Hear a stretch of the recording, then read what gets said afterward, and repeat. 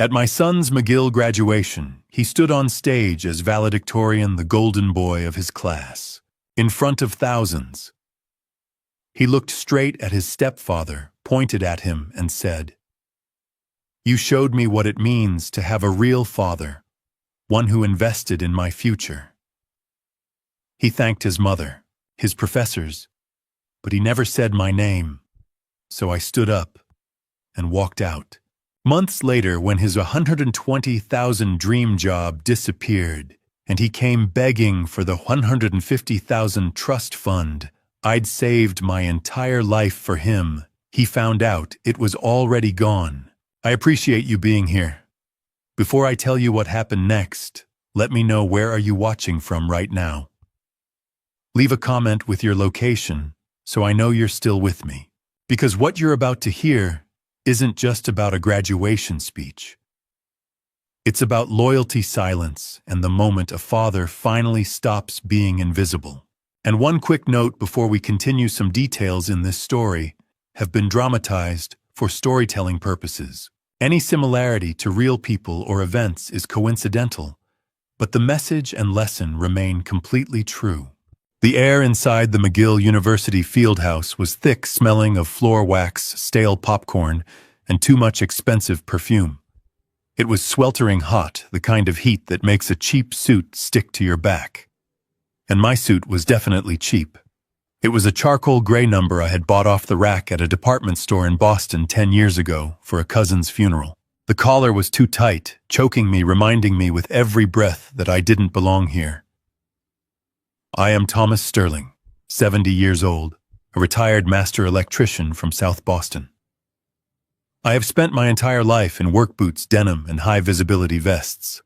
Sitting there in that folding metal chair, squeezed between people who looked like they owned sailboats and summer homes in the Hamptons, I felt like a rough stone in a bag of polished diamonds. But I didn't care about the heat or the suit.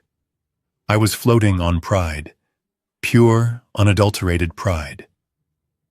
My boy Brandon was up there on the stage. My son. The kid who used to hold the flashlight for me when I fixed the wiring in our basement was now the valedictorian of one of the most prestigious universities in North America. I looked down at my hands resting on my knees. They are ugly hands. Thick, calloused, scarred from decades of pulling cable, stripping wire, and taking shocks that would knock a lesser man out cold. There is a burn scar on my left forearm that runs from my wrist to my elbow, a souvenir from a transformer explosion in '98 that nearly killed me. I remember that night vividly. I was working a triple shift during a blizzard because tuition prices were going up, and I wanted to make sure Brandon's college fund stayed ahead of inflation. That fund. That was my life's work. $220,000 over 4 years. That is what it cost to get him to this stage. I didn't take out loans. I didn't ask for financial aid. I paid every single cent out of my pocket. I drove a truck with 300,000 miles on it so he could drive a decent sedan. I ate sandwiches from gas stations so he could have a meal plan. I haven't taken a vacation since 2004. But looking at him now, adjusting his cap and gown, looking so confident and sharp, I told myself it was worth every drop of sweat. It was worth every missed holiday. I had built a foundation so he could build a skyscraper. I glanced to my right. 3 seats away sat my ex-wife Diane and her husband Richard.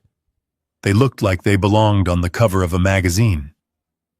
Richard was wearing a navy Italian suit that probably cost more than my truck. He was tanned, manicured, and smiling that oily, self-satisfied smile of his. He worked in finance or consulting or wealth management. I never really understood what he actually did, except that it involved talking a lot and producing nothing you could hold in your hands. He had come into Brandon's life when the boy was 15, dazzling him with leased luxury cars and weekends at golf resorts.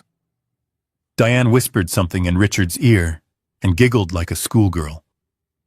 They didn't look at me. To them, I was just part of the furniture, a necessary inconvenience, the wallet that opened up when the bills came due. The dean introduced Brandon, and the applause was thunderous.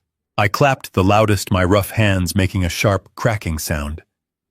Brandon stepped to the podium. He looked handsome. He looked smart.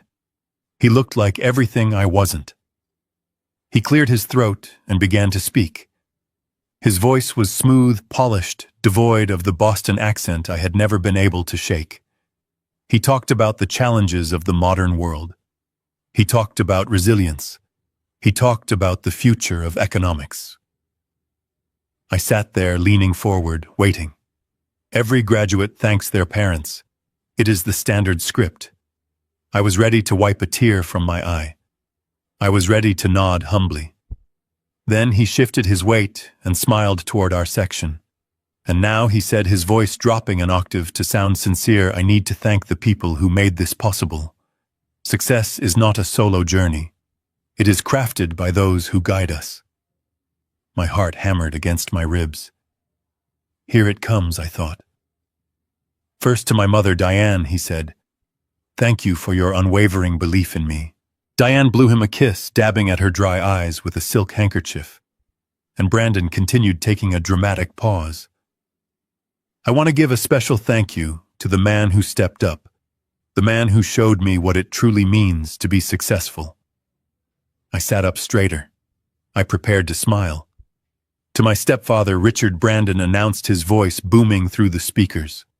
Richard, you didn't have to take me on, but you did. You taught me that we are not defined by where we come from, but by where we are going.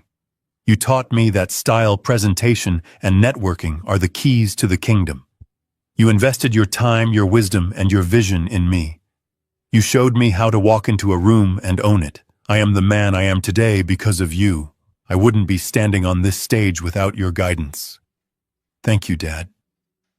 The word hung in the air like toxic smoke. Dad. He called him Dad. The applause started again, polite and enthusiastic. Richard stood up, buttoning his jacket with a flourish, and waved to the crowd as if he had just been elected president. He pointed at Brandon with 2 fingers, a cool, slick gesture. I sat frozen. The blood drained from my face, leaving me cold, despite the suffocating heat of the room. My ears were ringing. I waited for the and. I waited for and to my biological father, Thomas, for working himself into an early grave to pay for this degree. But the and never came. Brandon turned back to his notes and moved on to a quote by Elon Musk. He had erased me. In front of 2,000 people in the most important moment of his life, he had wiped me out of existence. The hours in the tunnels, the burns, the weekends spent fixing neighbors' wiring for extra cash. The check I wrote every semester for $55,000. It meant nothing. To him, my contribution was just a biological function and a bank transfer. Richard, who hadn't paid a dime, who had never changed a diaper or sat up with him through a fever, was the hero because he taught him how to wear a suit and order expensive wine. A dark, heavy rage began to boil in my gut. It wasn't the hot, flashing anger of a bar fight. It was the cold, hard resolve of a man who realizes the job is over. I looked at my hands again. The scars looked deeper now. They looked ugly. Brandon was ashamed of these hands. He was ashamed of the sweat that paid for his gown.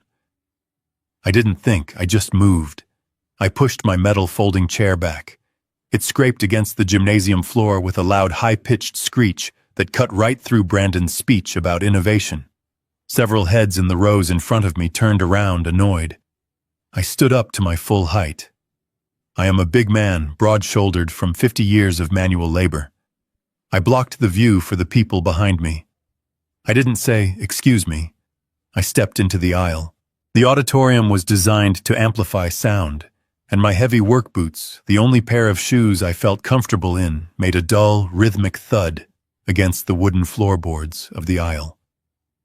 Thud, thud, thud. On stage, Brandon faltered. He stopped speaking mid-sentence. He looked down and saw me. Our eyes locked. I saw confusion in his face, then a flash of embarrassment. He looked quickly at Richard, then back at me. I didn't frown. I didn't shake my head.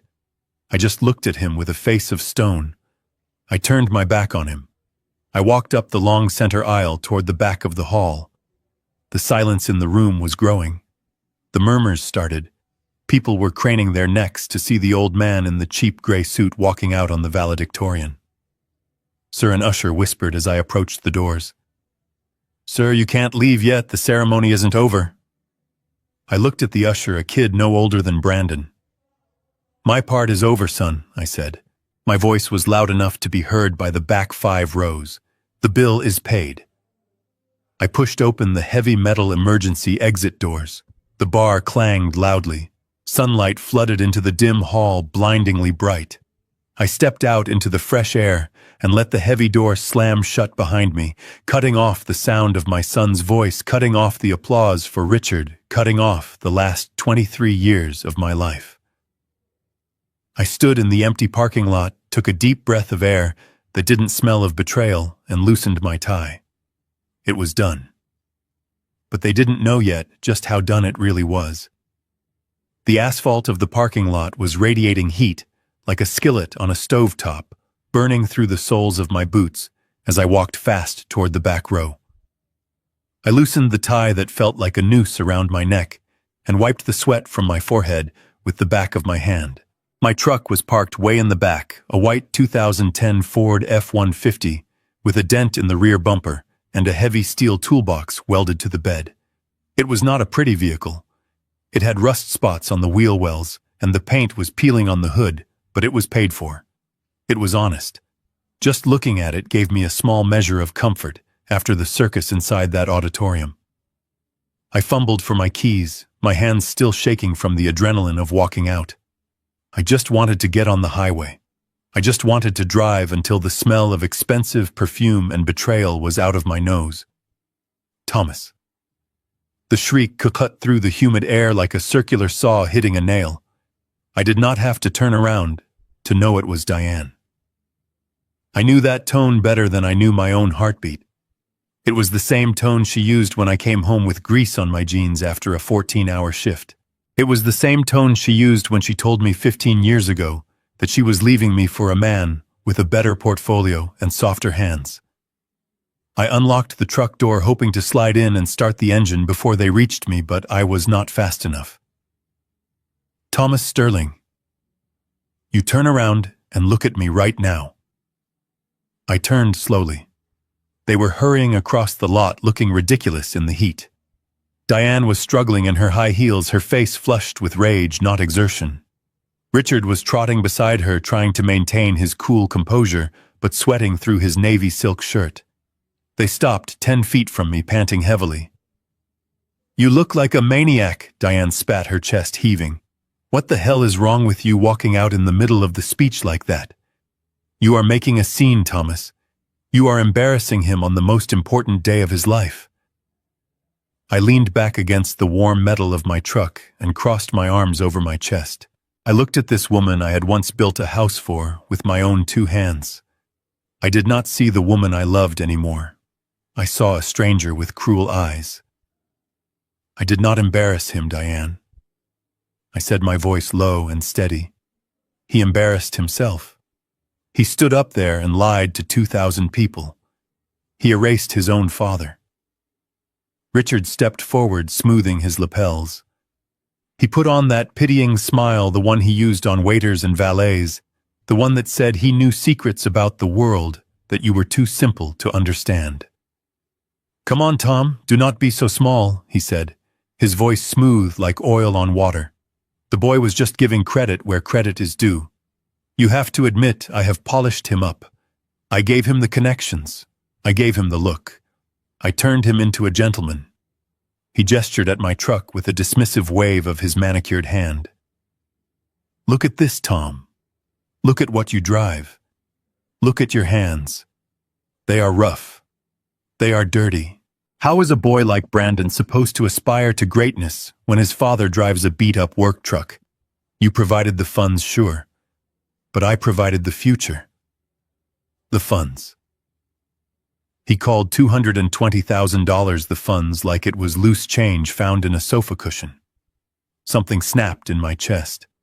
It was not a loud snap, just a quiet, final breaking of the last thread of patience I had. I reached into my pocket and pulled out my phone.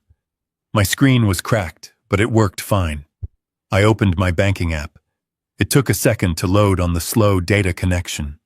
I scrolled back to the transfer history. I held the phone out, shoving it right into Richard's face so he had to step back. "Read it," I snarled. $220,000. That is the total over 4 years. Tuition, room, board, books. Every single dime came from this truck. It came from wiring houses in July attics where the temperature was 130 degrees. It came from frozen fingers in December trenches. "Now you show me your phone, Richard. You show me the transaction history, where you paid for his future. Show me one check. Just one. Did you pay for his books? Did you buy his meal plan? Or are those suits you are wearing just rentals like everything else in your life?" Richard did not pull out his phone. He just sneered and adjusted his cufflinks, looking at me like I was a bug he wanted to squash, but did not want to dirty his shoe. He did not have to answer, because Diane did it for him. She stepped between us, her eyes cold and hard as diamonds. "Put your phone away, Thomas," she said, her voice dripping with disdain. "You are being pathetic. Paying for college was your obligation. That is what biological fathers do. They pay the bills. That is your function. That is your only value." But Richard gave him a world you could not even dream of entering.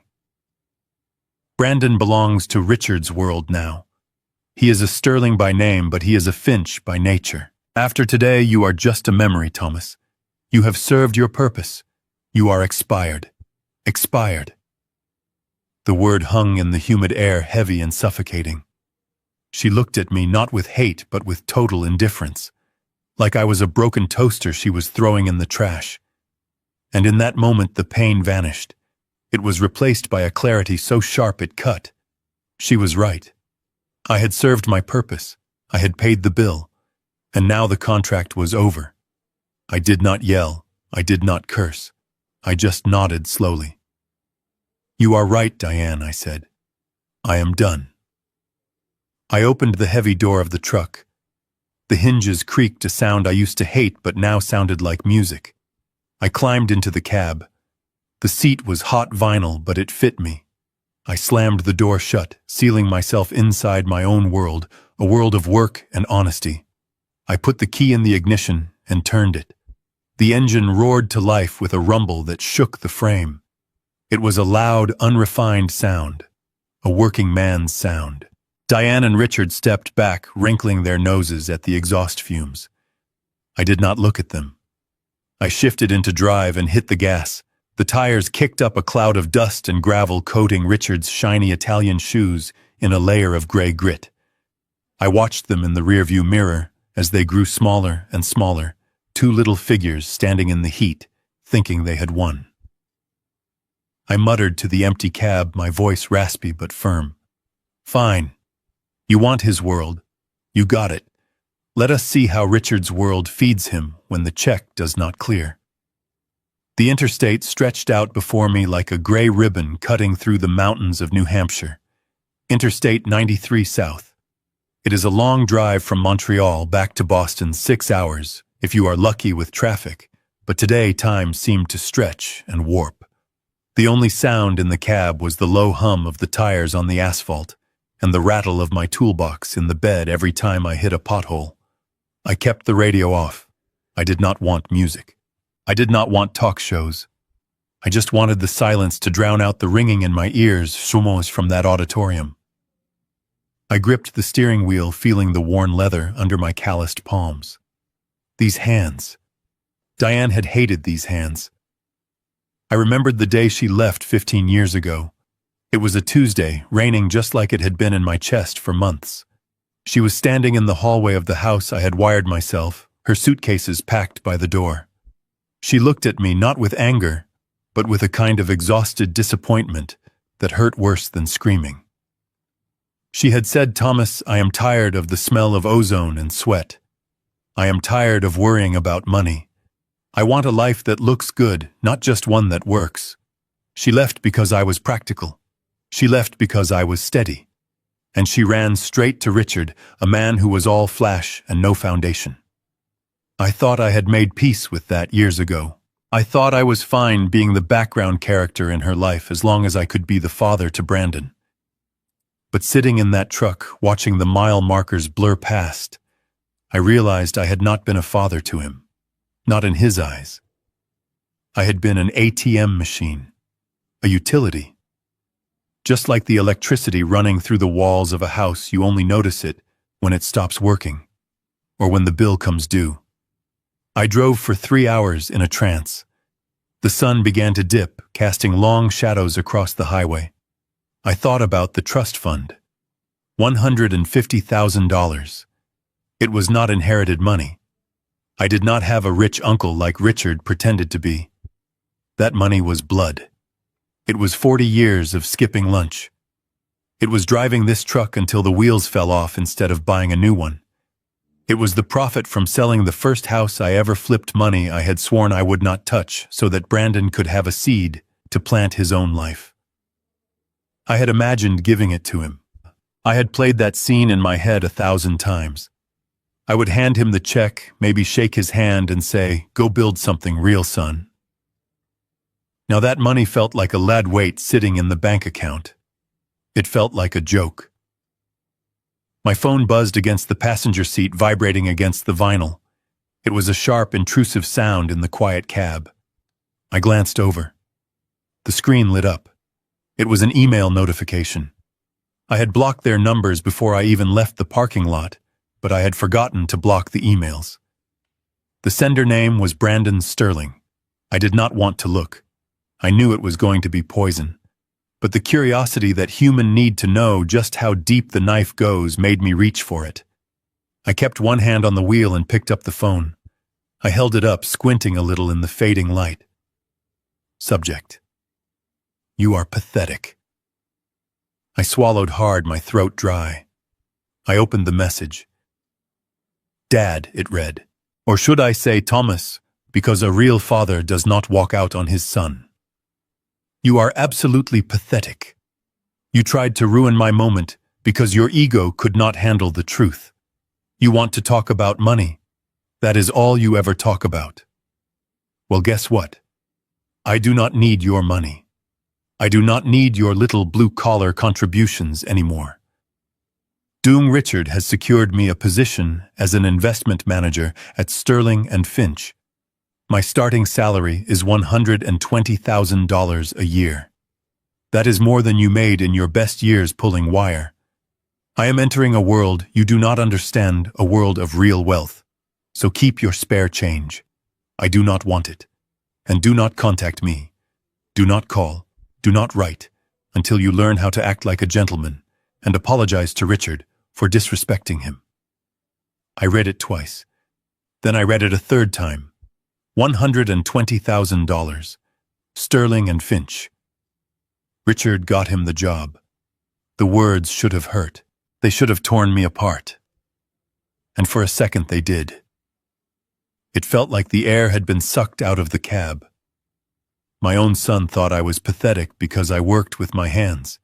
He thought a salary he had not even earned yet made him better than me. But then something shifted. It was like a breaker tripping in my head, cutting the power to the part of me that was hurt, the part of me that was so. The heat in my chest cooled instantly. The grip on my heart loosened. He did not need me. He said it right there in black and white. He had Richard. He had a 6-figure job. He had a future secured by his stepfather's connections. He was safe. He was set. And I was free. I felt a strange light sensation wash over me. It was relief. For 23 years, I had been carrying the weight of his future on my back. I had been worrying, saving, scraping, terrified that I would not be able to provide enough. I had let Diane's insults and Richard's sneers slide off me because I thought I had to for Brandon. But Brandon had made his choice. He had chosen his father. He had chosen his investor. I looked at the road ahead. I saw a sign for a rest area 1 mile ahead. I put on my blinker. The clicking sound was steady, rhythmic, calming. I steered the big truck off the highway and rolled into the parking lot. I pulled into a spot away from the other cars under a flickering street lamp. I put the truck in park, but left the engine running. The rumble of the diesel was my only company. I picked up the phone again. I did not reply to the email. There was nothing to say. You do not argue with a man who thinks he knows everything. You let life teach him. I scrolled through my contacts until I found the name I needed. Katz Leonard, attorney at law. Leonard was an old friend, a guy I had wired an office for 30 years ago. He was sharp, cynical, and the only lawyer I trusted. It was late, almost 7 in the evening, but I knew Leonard. He lived in his office. I pressed call. It rang 4 times. Hello, Leonard's gravelly voice came through the truck's speakers. Tom, it is late. Everything okay? I took a deep breath. The air in the cab tasted stale, but in my lungs it felt clean. I am fine, Leonard, I said. I am better than fine. I am driving back from Montreal.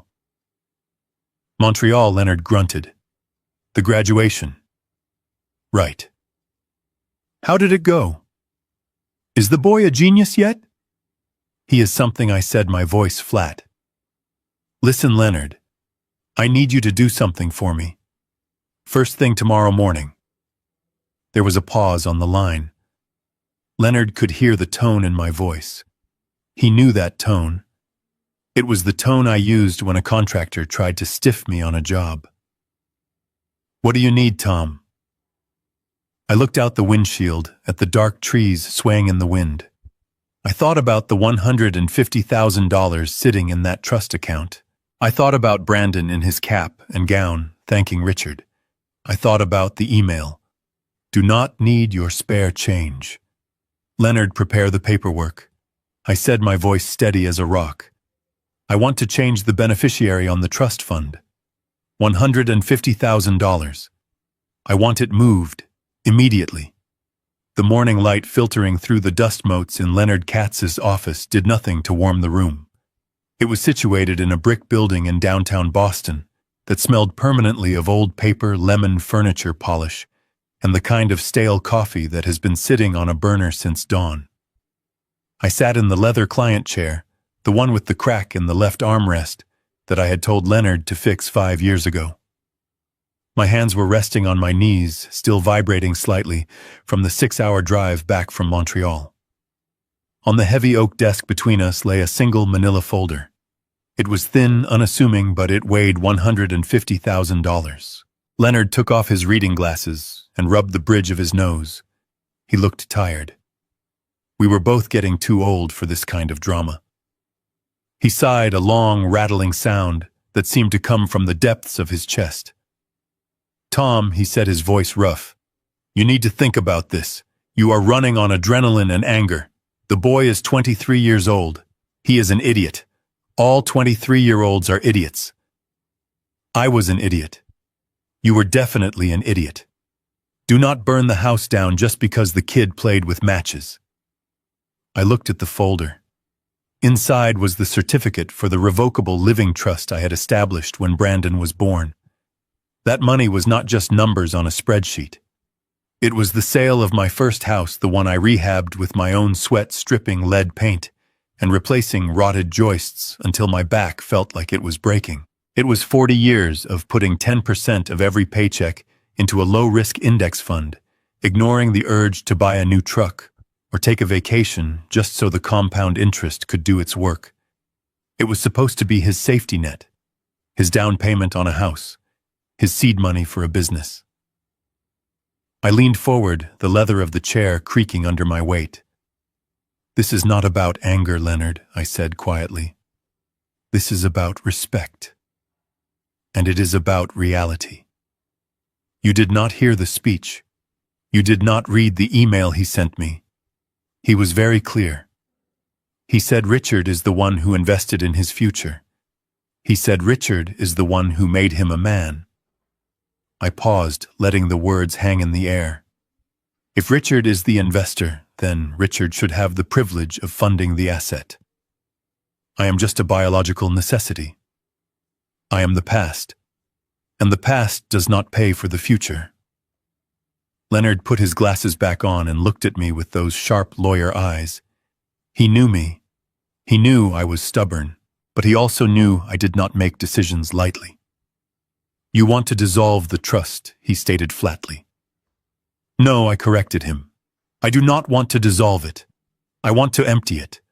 I want to transfer the entire principal, every single cent of the $150,000 out of Brandon Sterling's name. Today. Right now. Leonard picked up his pen and tapped it against the desk. He was looking for a loophole, a way to stall me. Tom, if we move this money, there are tax implications. There are forms. It is not just pushing a button. I do not care about the taxes, I said. I will pay whatever the IRS wants. Just move the money. I have the account number right here where I want it to go. I slid a piece of paper across the desk. It was the routing number for a blind charitable account I had set up years ago for anonymous donations, mostly small things for the local trade school. Leonard looked at the number, then back at me. He saw the resolve in my face. He knew the conversation about the money was over. He opened the file, uncapped his pen, and started filling out the transfer authorization forms. The scratching of the pen on the paper was the only sound in the room for a long minute. It sounded like a shovel hitting dirt. While he wrote, I looked out the window at the brick wall of the adjacent building. I had one more piece of business. The anger from the graduation had cooled into a hard, cold suspicion. I had spent my life in construction. I knew how to spot a load-bearing wall, and I knew how to spot a facade. Richard was all facade. Leonard, I said, turning back to him. There is one more thing. He looked up, pausing mid-signature. What else, Tom? You want to write him out of the will, too? That is already done in my head, I said. But this is about Richard. Sterling and Finch. That is the name of his firm, or his fund, or whatever he calls it. Leonard nodded slowly. I have heard the name. Flashy. They do a lot of aggressive marketing. I want you to hire a private investigator, I said. A forensic accountant. Someone who knows how to dig through shell companies and offshore nonsense. I want to know everything about Richard. I want to know where his money actually comes from. I want to know if he actually owns that house Diane is living in, or if the bank does. I want to know if this job he gave Brandon is real. Leonard frowned, putting the pen down. Why, Tom? You are out. You just cut ties. Why do you care what Richard does? Let them play in their sandbox. I shook my head. It is not about caring. It is about knowing. I stood next to that man in the parking lot yesterday. He was sweating through a silk suit. He talked big, but his eyes were shifting. I have seen that look before. I saw it on a developer in '98 who tried to pay me with a post-dated check right before he skipped town. Richard smells like ozone Leonard. He smells like a wire that is about to short-circuit and burn the whole house down. Leonard leaned back, interlacing his fingers. You think he is a fraud? I think a man who has to tell you how rich he is every 5 minutes is usually broke, I said. And Brandon just bet his entire life on him. I want to know when the crash is coming, not so I can stop it, but so I am not standing under the falling debris when it happens. Leonard studied my face for a long moment. He saw the technician in me, the man who spent 40 years troubleshooting systems. He nodded. All right, he said. I know a guy. Ex-FBI specializes in white-collar fraud. He is expensive. Pay him, I said. Use the money from my personal savings, not the trust. I want a full dossier. Assets, liabilities, lawsuits, credit rating. Everything. Leonard made a note on his legal pad. Then he turned the transfer document around and pushed it toward me. It was the death warrant for Brandon's safety net. The line for the signature was waiting. "You sign this, Tom, and there is no undo button," Leonard warned one last time. "You are taking away the only thing that protects him from the real world. If this job with Richard falls through, if he stumbles, he has nothing. You are removing the safety rail." I picked up the pen. It felt heavy in my hand, heavier than a sledgehammer. I thought about Brandon's face on that stage. I thought about the arrogance. I thought about the way he looked at my truck with disgust. He thought he was flying. He thought he was above the laws of gravity because Richard told him he was. He needed to learn that gravity always wins. I signed my name, Thomas Sterling. The ink was black and permanent. I pushed the paper back to Leonard. "I know what I am doing, Leonard," I said, my voice devoid of doubt. "I am not hurting him. I am teaching him. He thinks investment is about suits and handshakes. He thinks it is about image." I stood up and buttoned my jacket. "I am teaching him the first and most important lesson of investment," I said, looking Leonard dead in the eye. "If you choose the wrong partner, you lose everything. Consider this his tuition for the school of reality." Leonard looked at the paper, then at me. He didn't say anything else. He just closed the folder. The sound was final, like a judge's gavel. I turned and walked out of the office, leaving the money and my son behind. The silence in my kitchen had a texture to it. It was thick and heavy like a wool blanket, but it was not uncomfortable. It had been exactly 30 days since the graduation, 30 days since I walked out of that auditorium, and 30 days since I had spoken a single word to my son. I sat at my small Formica table, the same table where I used to help Brandon with his math homework 20 years ago. My dinner was simple. A hamburger I had grilled myself on the back deck, sitting on a paper plate with a side of potato chips. There was no wine. There was no waiter hovering to refill my water glass. There was just me, the hum of the refrigerator, and the glow of my laptop screen. I had created a fake Facebook account a week ago. I used a generic name, John Smith, and a picture of a landscape I found on Google.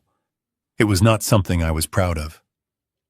Spying on your own child feels dirty, like looking through a keyhole you know you should not look through. But I was a father, and habits die hard. I needed to know if he was alive. I needed to know if the crash had happened yet. I clicked on his profile. It was public, of course. Brandon wanted the world to see him. The feed was a barrage of success, or at least the appearance of it. It was a carefully curated exhibition of a life that cost a fortune. There was a photo from 3 days ago. Brandon was sitting at a table with a white tablecloth holding a glass of amber liquid. The caption read, "Closing deals and opening doors. The view from the top is worth the climb." He tagged the restaurant. It was Le Bernardin in New York. I looked at the prices on their online menu. A tasting menu was $300 a person. I looked at my hamburger. It cost me maybe $4 to make. I scrolled down. There was a picture of his new office. It was corner office with floor-to-ceiling windows looking out over Boston Harbor. The water was blue, the sailboats were white specks in the distance. The caption said, "My new view. Grateful for the opportunity to lead at Sterling and Finch. Big things coming." It looked impressive. To anyone else, to his college friends, to his old professors, it looked like he had made it. He was the golden boy. But I looked closer. I zoomed in on the desk. It was empty. There were no papers, no files, no personal photos. Just a laptop and a phone. It looked like a stage set. It looked like a space that had been rented for an hour just to take the photo. Then I saw the post from yesterday. It was a close-up of his wrist. He was wearing a watch, a Rolex Submariner. The bezel was green. The caption was short. A welcome gift from Richard. He said, "A man is only as good as his time. Thank you for believing in me." I stopped chewing. I pushed my glasses up my nose and leaned in closer to the screen. I hit the zoom button until the image was pixelated. I have worked with metal my entire life. I know steel. I know gold. I know how things are put together. I know the difference between a machine-cut edge and a hand-finished one. I looked at the clasp of the watch. On a real Rolex, the crown logo on the clasp is distinct, sharp, raised with precision. The spacing is mathematically perfect. I looked at the one on Brandon's wrist. The crown was slightly off-center. The metal around the edges of the links looked too shiny, too reflective, lacking the brushed satin finish of high-grade 904L steel. It was subtle. Most people would never see it. But I saw it. It was a fake. It was a high-quality replica, probably costing a few $100s, meant to fool people from a distance. Just like Richard. I sat back in my chair and let out a short, dry laugh. It was perfect. Richard had given him a counterfeit watch to mark the start of his counterfeit career. Brandon was walking around wearing a lie on his wrist, thinking it was a symbol of his arrival. He was so desperate to be part of that world that he did not even realize he was being played. He was wearing costume jewelry and calling it a crown. I closed the laptop. I could not look at it anymore. The falseness of it made my stomach turn.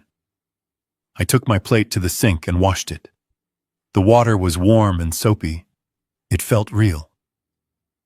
Earlier that day, I had spent 6 hours at Martha's house down the street.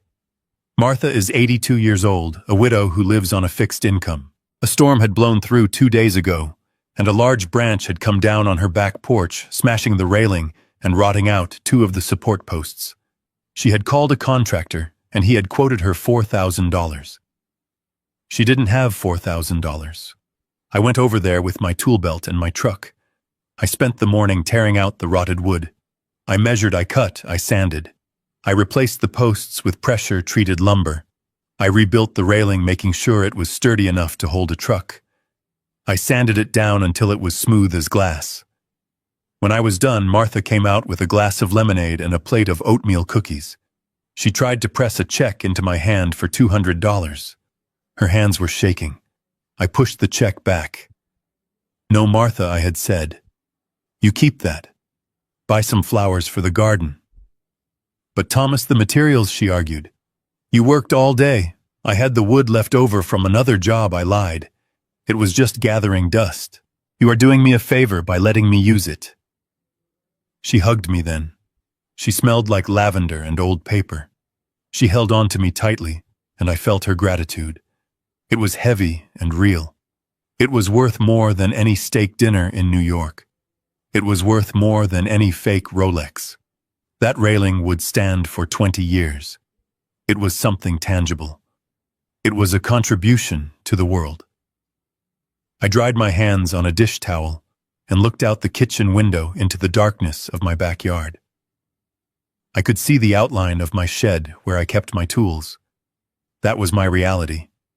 Wood, metal, sweat, and kindness. Brandon's reality was filters, angles, and captions. He was building a house on sand, and the tide was coming in. I walked into the living room. On the small table by the front door lay a thick manila envelope. I had picked it up from my post office box on the way home from Martha's. There was no return address, just a stamp, and my name typed on a white label. It was the report from the private investigator Leonard had hired. I stood there looking at it. It sat there like an unexploded bomb. I knew what was inside. I knew it wasn't going to be good. If Richard was real, if his company was legitimate, the report would be thin. It would be a few pages of tax returns and property deeds. This envelope was an inch thick. It was heavy. I reached out and touched the paper. It felt cold. Inside that envelope was the demolition of my son's world. Inside were the details of the shell companies, the leveraged assets, the maxed-out credit lines. Inside was the proof that the man Brandon called Dad was nothing more than a grifter in a rented suit. I did not open it. Not yet. I was not ready to see the gory details tonight. I wanted to hold on to the peace of the day for just a little longer. I wanted to savor the feeling of the smooth wood of Martha's porch railing under my hand. I picked up the envelope and carried it to my bedroom. I placed it on the nightstand next to my alarm clock. It would be there in the morning. The truth wasn't going anywhere. Richard wasn't going anywhere, at least not until the handcuffs clicked. I turned off the lamp and lay down in the dark. I closed my eyes, but the image of that fake Rolex on Brandon's wrist burned behind my eyelids. He was so proud of it. He was so proud of the lie. "Sleep well, son," I whispered into the empty room. "Enjoy the view while you can. Because the eviction notice is sitting right here on my nightstand." The kitchen table was cold under my elbows. The single bulb in the overhead fixture cast a yellow, jaundiced light over the formica. It was a 60-watt bulb, old-school filament, the kind they do not make anymore because they are inefficient. I liked it because it was honest. It got hot. It burned energy. It gave light. It did not pretend to be anything else. I used my pocket knife, a buck knife I had carried since 1985, to slit the top of the manila envelope. The sound of the paper tearing was loud in the empty house. I slid the contents out. It was a thick stack of paper clipped together with heavy black binder clips. The smell of laser printer toner wafted up, dry and chemical. This was the autopsy report of a life that was still walking around. I started reading. I read slowly. I read every line, every footnote, every disclaimer. I treated it just like a set of electrical schematics for a skyscraper. You do not skim schematics. If you miss a detail in a schematic, people die. Buildings burn down. The first section was about the company, Sterling and Finch. The name sounded established. It sounded like old money, like mahogany boardrooms and handshakes at the yacht club. That was the point. The report stripped away the paint and showed the rot underneath. There was no Finch. There never had been. It was just a name Richard picked because it sounded good next to Sterling. And Sterling, well, that was my son's last name. He was using my son's name to sell legitimacy. The registered address for Sterling and Finch was not the high-rise office with the harbor view that Brandon had posted on Instagram. It was a virtual office in a strip mall in Revere, sandwiched between a dry cleaner and a discount vape shop. It was a mail drop. The glamorous office where Brandon took his selfies was a co-working space. You could rent a desk for $40 an hour. You could rent a corner office for a day to impress a client. It was a stage set. It was Hollywood. I turned the page. The financials. This was where the investigator earned his fee. Richard was not a licensed broker. He was not a fiduciary. He had lost his license to sell insurance in 2008 for unethical practices. The report detailed the flow of money. It was simple, elegant, and illegal. It was a classic Ponzi scheme. He took money from new investors, deposited it into an operating account, and used it to pay out dividends to older investors to keep them happy and quiet. He skimmed 20% off the top for management fees. There was no investment strategy. There were no stocks, no bonds, no real estate.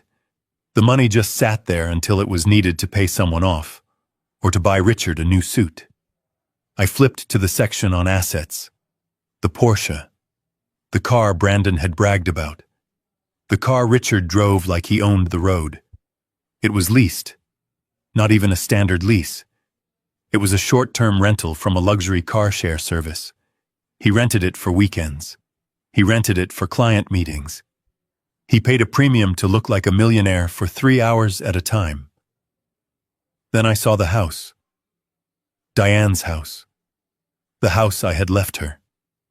The house I had paid off before the divorce because I wanted my son to have a secure roof over his head. I looked at the title search. It was bleeding. There was a primary mortgage taken out 5 years ago. There was a second mortgage taken out 2 years ago. And there was a third lien, a high-interest private loan taken out 3 months ago. The equity was gone. It was less than zero. They were underwater. If the market dipped even half a percentage point, Or if Richard missed one payment to the sharks he borrowed from the bank, would take the keys. Diane was sleeping in a house she did not own anymore. She was sleeping inside a foreclosure waiting to happen. My stomach churned. I felt a physical nausea, the kind you get when you smell burning insulation and know a fire is smoldering behind a wall. I turned to the last section. The personnel file. Brandon Sterling. This was the part I had been dreading. I wanted to see that he was just a secretary. I wanted to see that he was making copies and getting coffee. But it was worse. Job title: Junior Investment Associate. Duties: Client acquisition. The investigator had attached copies of emails and promotional flyers. Brandon was not analyzing markets. He was not looking at spreadsheets. He was a shill. He was the bait. Richard was using him to recruit. Brandon was reaching out to his college friends, the ones with wealthy parents. He was reaching out to his old professors. He was telling them about this exclusive opportunity with his brilliant stepfather. I read an email Brandon had sent to a fraternity brother. "Trust me, Mike," he wrote. "Richard is a genius. We are seeing returns of 15% month over month. I put my own signing bonus back into the fund because I believe in it so much. Get in now before we close the round." My son. My son was bringing lambs to the slaughter.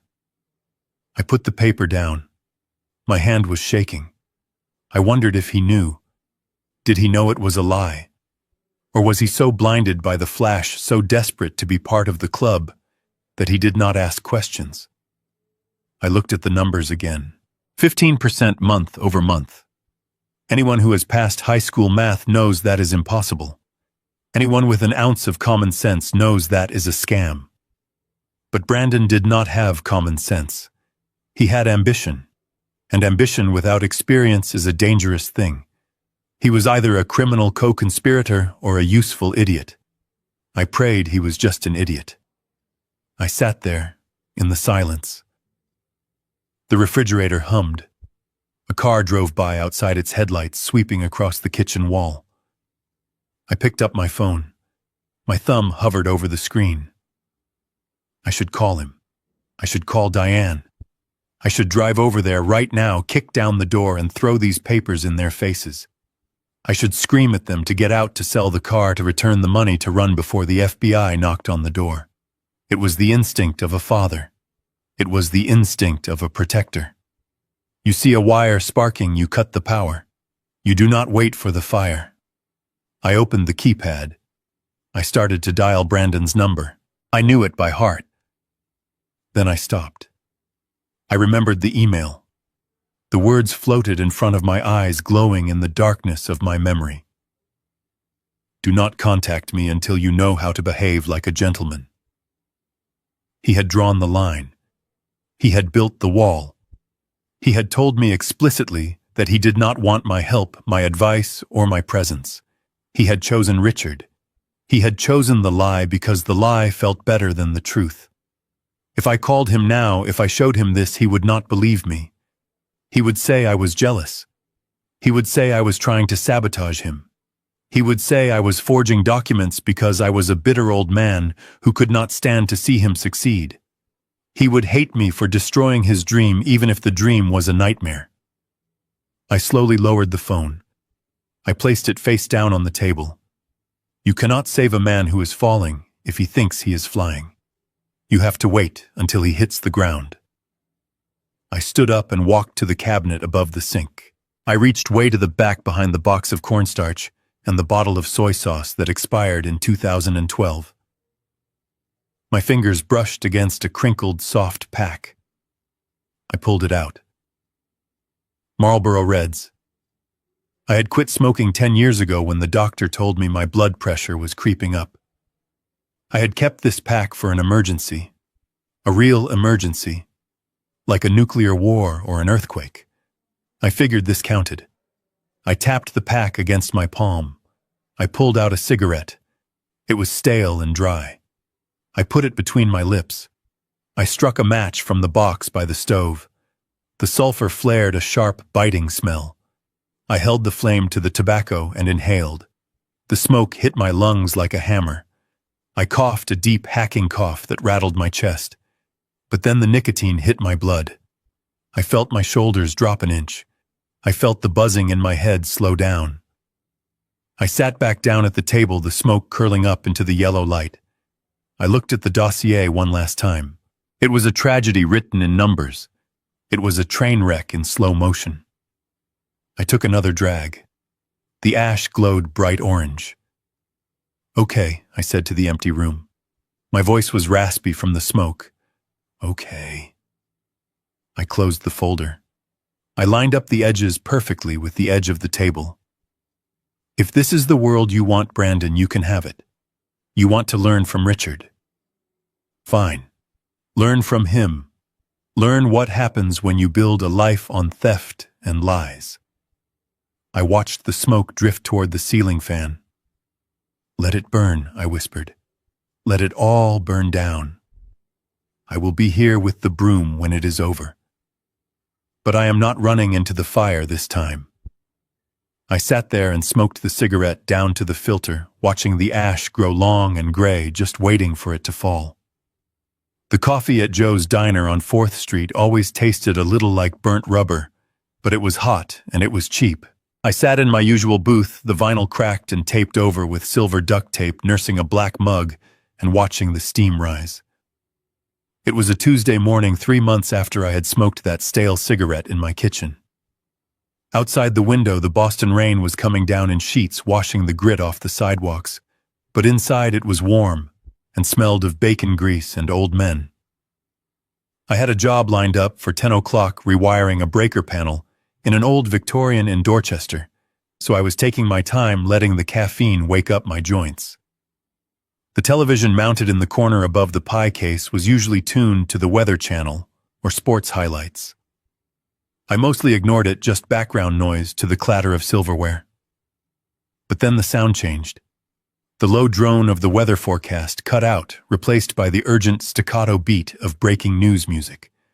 The volume went up slightly as the waitress Deb stopped wiping the counter and looked up. I looked up too. Breaking news flashed across the bottom of the screen in aggressive red letters. The scene was chaotic. A shaky camera shot from a helicopter looking down at a familiar street in the financial district. I recognized the building. It was the high-rise where Brandon claimed to have his corner office, the CO working space that Richard used as a stage set. The camera zoomed in. Police cruisers and black SUVs were blocking the street. Men and women in blue windbreakers with yellow letters on the back were swarming the entrance. FBI, SEC. I put my mug down slowly. My hand was steady, but my heart gave a single hard thump against my ribs. It was happening. The wire had finally shorted out. The news anchor, a young woman with perfect hair and a serious face, started speaking. "Federal agents are currently raiding the offices of Sterling and Finch, an investment firm located in downtown Boston. Sources say the firm is at the center of a massive investigation involving securities fraud, wire fraud, and the operation of a Ponzi scheme estimated at over $5 million. $5 million. The number floated in the air. It was less than I expected, but enough to ruin 100 lives. Enough to put Richard away for 20 years. The camera cut to a ground-level view. A reporter was standing behind yellow police tape, shouting to be heard over the sirens. Behind him, the revolving doors of the lobby spun, and a group of agents marched out. In the middle of the phalanx was Richard. He was not wearing his suit jacket. His silk tie was loosened, hanging crookedly around his neck. His hands were behind his back, cuffed. He did not look like a master of the universe anymore. He looked small. He looked old. His face was gray, the color of wet cement, and he was sweating profusely, his expensive hair dye running down his temple. He was looking at this ground, trying to hide from the cameras, but there was nowhere to hide. An agent pushed his head down, guiding him into the back of a squad car like a common thief. I watched him disappear into the back seat. I felt nothing. No satisfaction. No joy. Just the cold confirmation of physics. What goes up on a lie must come down hard. Then the doors spun again. My breath hitched in my throat. Brandon walked out. He was not in handcuffs, but he was flanked by 2 officers. He looked like a child who had woken up in a burning house. His face was devoid of color, a mask of pure terror. His mouth was open slightly as if he was trying to ask a question no one would answer. He was wearing a suit, probably the one Richard had bought him, but it looked too big for him now, as if he had shrunk in the last hour. The camera zoomed in on him. He raised a hand to shield his face from the flashing lights of the press cameras. On his wrist, the fake Rolex glinted in the harsh TV lights. It shone brightly, a piece of polished glass and cheap steel pretending to be luxury. I stared at that watch. He had worn it so proudly. He had flashed it on Instagram as a symbol of his arrival. Now it was just evidence. It was a symbol of his gullibility. The reporter continued his breathless narration. We are told that other employees are being detained for questioning. Assets are being seized as we speak. The camera panned to the curb. A flatbed tow truck was backing up. The operator was hooking chains to the undercarriage of a silver BMW. Brandon's BMW. The company car. The car he had posted about saying, "Hard work pays off." I watched Brandon stop on the sidewalk. He saw the tow truck. I saw his shoulders slump. I saw the realization hit him like a physical blow. That car was not his. The apartment he lived in was not his. The job was not his. Even the watch on his wrist was a lie. He stood there in the rain, the water soaking his suit, his hair plastered to his forehead, watching his symbol of success being dragged up the ramp of a tow truck. An officer said something to him and touched his elbow. Brandon jumped. He looked around wildly, scanning the crowd of onlookers. For a second, he looked right into the news camera. His eyes were wide, wet, and desperate. He looked lost. He looked like he was searching for someone to step in and fix it, someone to tell the police there had been a mistake. He was looking for a father.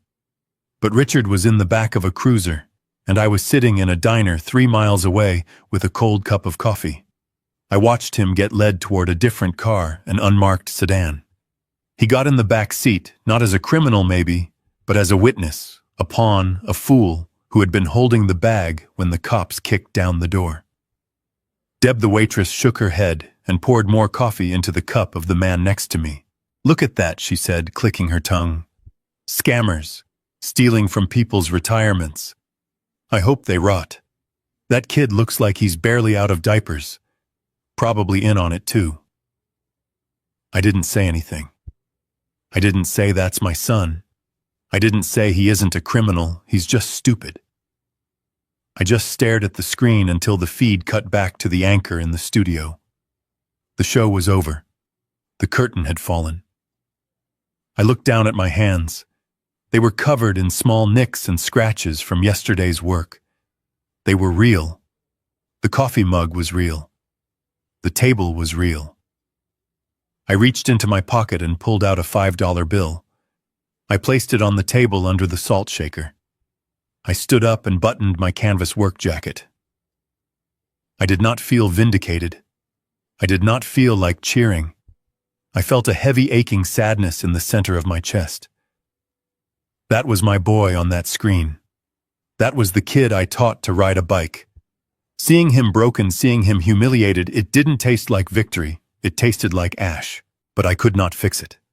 I could not run down there and bail him out. If I did, he would never learn. He would think there is always a safety net. He would think consequences are for other people. He had to sit in that police station. He had to answer the questions. He had to walk home in the rain because his car was gone and his accounts were frozen. He had to feel the cold reality of the pavement under his feet.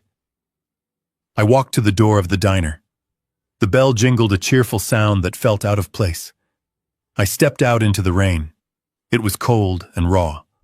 I pulled my collar up. I had a job to do in Dorchester. A breaker panel that kept tripping. A family that needed their lights to work. I got into my truck and turned the key.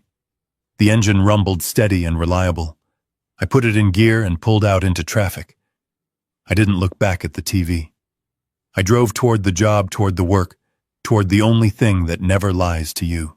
The world was falling apart for Brandon Sterling, but Thomas Sterling had work to do. The sound of expensive plastic wheels dragging across concrete is distinct. It is a hollow, scraping sound that echoes humiliation. That was the sound Brandon made as he stood on the sidewalk outside the glass doors of the Meridian luxury apartments. He had 2 Louis Vuitton suitcases, or at least knockoffs that Richard had bought him, standing like tombstones on the wet pavement. It was raining again in Boston, a cold, miserable drizzle that soaked into his suit and made his hair plaster to his forehead. He wasn't waiting for a valet. He wasn't waiting for a town car. He was waiting for nothing, because he had nowhere to go. 10 minutes ago, the concierge, a man named Gary, who Brandon had tipped $20 just last week to impress a date, had blocked his path to the elevators. Gary didn't smile.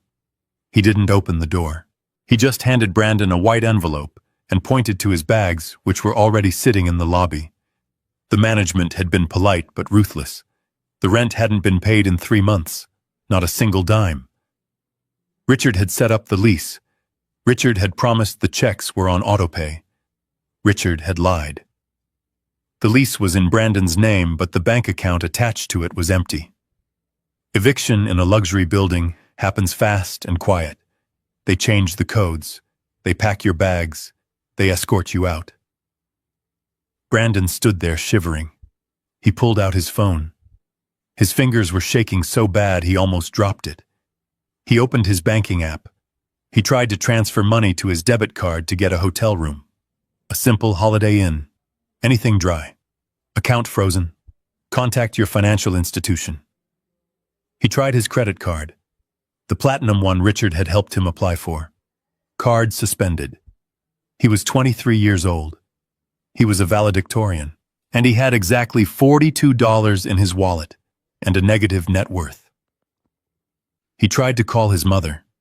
Diane answered on the first ring, but she was screaming before he could even say hello.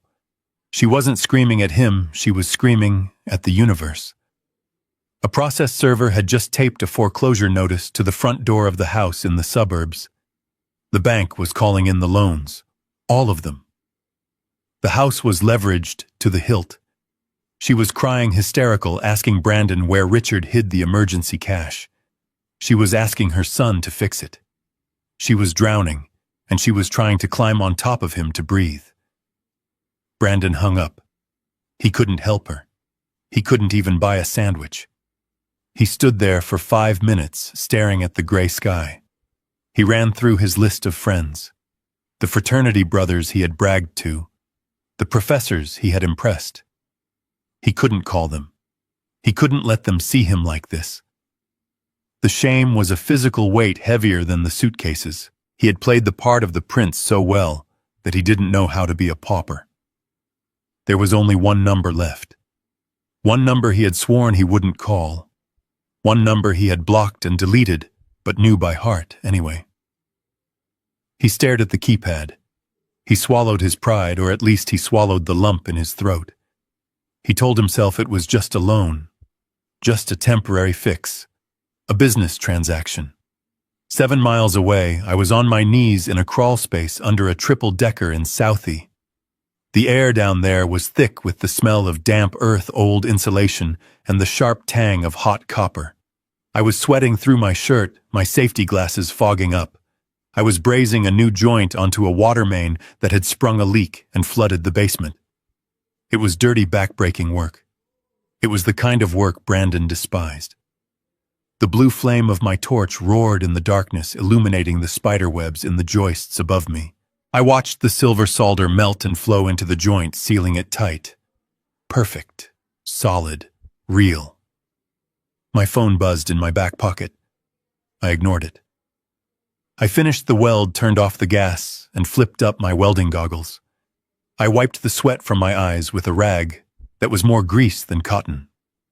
The phone buzzed again. Persistent. I pulled it out. The screen glowed in the gloom. Incoming call. Brandon. I stared at the name. My thumb hovered over the red button. I should send it to voicemail. I should let him figure it out. But I am a father. And even when you cut the cord, the phantom limb still aches. I slid my thumb across the green button. I didn't say anything. I just held the phone to my ear and listened to the sound of rain and traffic on the other end. Dad. The voice was small. It cracked on the single syllable. It wasn't the voice of the arrogant executive from the email. It was the voice of a kid who scraped his knee. Dad, are you there? I took a breath. The air tasted of dust. I am here, I said. My voice was flat, devoid of warmth. What do you want? There was a pause. I could hear him shivering. Dad, look, I am in a bit of a jam. It is a misunderstanding, really. A clerical error. The firm, Richard's accounts are temporarily locked up because of this investigation thing. It is all standard procedure, just a compliance check, but it messed up my direct deposit. I closed my eyes. He was still doing it. He was standing in the rain, homeless and broke, and he was still spinning the lie. He still believed Richard was a titan of industry who just had a bad day. He couldn't admit the truth. He couldn't say the words. Dad, I just need a bridge loan. He continued, his voice rushing now, gaining a frantic speed. Just to get me through the week until the lawyers clear this up. I found a new place, a nice apartment, but they need a deposit and first month's rent today. It is $5,000. If you could just wire it to me, I will pay you back with interest as soon as Richard gets out. I promise. I will give you double. $5,000. He asked for it like he was asking for a glass of water. He wanted me to pay for another luxury apartment while he waited for a con man to get out of jail. He wanted my sweat money to fund his delusion. I looked at the copper pipe I had just fixed. It was strong. It would hold pressure. It did its job. You have the wrong number, I said. The words came out calm, but they felt like stones in my mouth. What? No, Dad. It is me, Brandon. Please, I am standing on the street. It is raining. You have the wrong number, I repeated louder this time. You are looking for an investor. You are looking for the man who secured your future. You are looking for your real father. Dad, please don't do this. Richard is detained right now. I can't call him. Richard is in the county lockup. Brandon, I said. He is wearing an orange jumpsuit. He isn't detained. He is arrested. He stole $5 million. He stole your mother's house. He stole your future. And you still want to wait for him. You still want to pay me back with his money. Silence on the line. Just the sound of cars hissing by on wet pavement. You want investment advice, I asked. Here is some free advice. Call Richard. Call the man who made you who you are. Ask him to teach you how to invest in cigarettes. I hear the margins in the prison commissary are fantastic. Dad. I pulled the phone away from my ear. His cry was desperate, a high-pitched plea of a child realizing the nightlight has burned out. Click. I ended the call. The silence of the basement rushed back in heavy and suffocating. I stared at the phone in my hand. My hand was shaking. A fine tremor ran through my fingers, rattling the heavy device. It wasn't fear. It wasn't joy. It was the adrenaline of amputation. I had just cut off my own limb to save the body. I sat there in the dirt for a long time. I thought about him standing in the rain. I thought about the $220,000 I had spent to put him in that suit. I thought about the trust fund that was now paying for welding masks and textbooks for kids I didn't know. I put the phone back in my pocket. I picked up my tools. I packed my torch, my solder, my flux. I stood up, my knees cracking in the damp cold. I didn't block his number again. I didn't need to. He wouldn't call back. Not today. He had to hit the bottom first. He was still falling. And you can't catch a falling man without breaking your own arms. You have to let him land. I climbed the stairs out of the basement, leaving the darkness behind, walking up toward the light of the kitchen, where the homeowner was waiting to pay me. I had earned my money today. Brandon was just starting to learn what that word actually meant. The rain was hitting the roof of my bungalow like 1,000 tiny hammers trying to break in. It was a nor'easter, the kind that blows in cold and angry off the Atlantic, stripping the last of the leaves from the trees and turning the streets of Boston into rivers of gray sludge. I was sitting in my living room in the wingback chair that I had reupholstered myself 10 years ago. A book on electrical theory lay open on my lap, but I wasn't reading. I was listening to the wind howl and thinking about copper piping. It is easier to think about copper than it is to think about your son sleeping under a bridge. Then the banging started.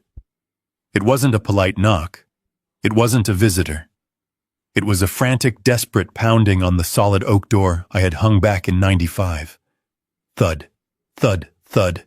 Someone was trying to beat the wood into submission. I didn't jump. I didn't rush. I marked my page with a strip of leather and placed the book on the side table. I stood up, my knees popping in the damp cold, and walked slowly to the foyer. I flipped the porch light switch. Through the frosted glass panel I saw two dark, huddled shapes shivering violently against the storm. I unlocked the deadbolt and turned the handle. The wind caught the door and ripped it from my grip, slamming it against the interior wall with a crash that shook the house. The rain blew in cold and biting, soaking the entryway rug in seconds. Standing there were Diane and Brandon. They looked like ghosts that had been dragged through a sewer. Diane, the woman who once told me she wouldn't be caught dead in anything less than silk, was wearing a trench coat that was soaked through to the lining. Her hair, usually a helmet of expensive blonde highlights, and hairspray, was plastered to her skull, mascara running down her cheeks in black, oily rivulets. She was shaking so hard her teeth were audibly chattering. And Brandon, my boy. He was standing behind her, holding the handle of a suitcase that was missing a wheel. He was wearing the same suit he had worn on the news, but now it was ruined. The fabric was dark with water, the pants mud-stained up to the knees. He looked small. He looked like a child who had lost his mother in a supermarket, except he was 23 years old and standing on the doorstep of the man he had disowned. They didn't wait to be invited.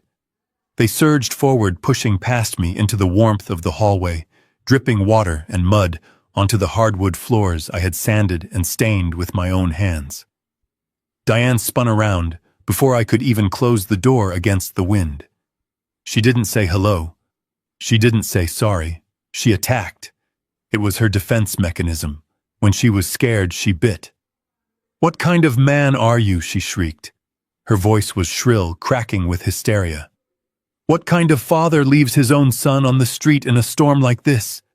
You knew he was being evicted. He called you and you hung up on him. You monster!" She was trembling, pointing a manicured finger at my chest. Water dripped from her nose. She looked pathetic, but her eyes were full of the same old venom. She was blaming me. She was standing in my house uninvited, blaming me for the rain. I leaned back against the closed door and crossed my arms. I looked at the puddle expanding around her designer boots. I didn't feel anger. I felt a strange, cold distance. "Hello to you too, Diane," I said calmly. "You are dripping on my floor." She gasped, choking on her indignation. "The floor? You care about the floor? Our house is gone, Thomas. The bank came. They came with the sheriff. They gave us 20 minutes to pack. 20 minutes to pack 30 years of life. They changed the locks. We have nowhere to go. We are on the street and you are worried about your precious floor." I looked at Brandon. He hadn't said a word yet. He was staring at the floor, his shoulders hunched. He wouldn't meet my eyes. He was shivering, his lips blue with cold. You had a house, I said to Diane. I gave you a house. It was paid for. It was free and clear. You and your genius husband managed to lose a paid-off house in 5 years. That takes talent. Don't you dare talk about Richard like that, she snapped, though her voice wavered. He is a victim in this too. He is innocent. It is a misunderstanding. The government is targeting him because he is too successful. I almost laughed. It would have been a bitter laugh. She was delusional. She was standing in the wreckage of her life, holding the match and blaming the fire department. Brandon stepped forward then. He put a hand on his mother's arm, trying to calm her down. He looked up at me. His eyes were red-rimmed and exhausted. He switched tactics. Diane was the hammer, but Brandon tried to be the velvet glove. He tried to play the role he thought would work. The prodigal son. Dad, please, he said, his voice soft and shaking. Mom is just upset. We are all upset. It has been a nightmare. Look at us, we are freezing. He took a step closer, opening his hands in a gesture of surrender. I know I said some things, he continued. I know I sent that email. I was wrong, Dad. I was stressed out. I was trying to impress people. But you know me. You know I didn't mean it. We are family. Blood is thicker than water, right? You always said that. You always said family sticks together no matter what. I watched him perform. It was a good performance. It was almost sincere. But I saw the flicker in his eyes. He was scanning the room. He wasn't looking for forgiveness. He was looking for a lifeline. We need help, Dad, he said, dropping his voice to a whisper. Real help. We need money. There it was. The hook. I know you still have the trust fund, Brandon said, the words rushing out now. The $150,000. I know you didn't spend it. You never spend money. You are the best saver I know. He tried to smile, a weak, ingratiating smile that made my stomach turn. We need that money, Dad. Not for cars or clothes. We need it for a lawyer. A real criminal defense attorney for Richard. The public defender is a joke. If we can get Richard out on bail, if we can get him a good legal team, he can fix this. He can explain everything to the SEC. He can get our assets unfrozen. He can get the house back. Diane nodded vigorously, her wet hair flopping. Yes, she insisted. It is an investment, Thomas. Think of it as a loan. Once Richard is cleared, he will pay you back double, triple. He just needs a fighting chance. You are sitting on that money doing nothing with it. It is Brandon's money anyway. It was meant for his future. Well, this is his future. Saving his father is his future. Saving his father.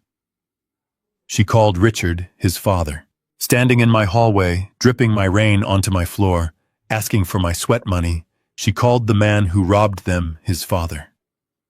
They truly believed it. They stood there wet and ruined, believing that I was their safety deposit box. They thought I was a static object, a tool that had been sitting on a shelf waiting for them to need me. They thought the money was still there, gathering dust, just waiting for Brandon to snap his fingers. They thought I was stupid. I felt a fire kindle in my chest, but I banked it down. I didn't let it show on my face. I needed them to understand. Yelling wouldn't work. They were deaf to yelling. I needed to show them the map of the world they were actually living in. I pushed off the doorframe and walked past them into the living room. I didn't offer them a towel. I didn't offer them tea. I walked to the center of the room and stood by my armchair.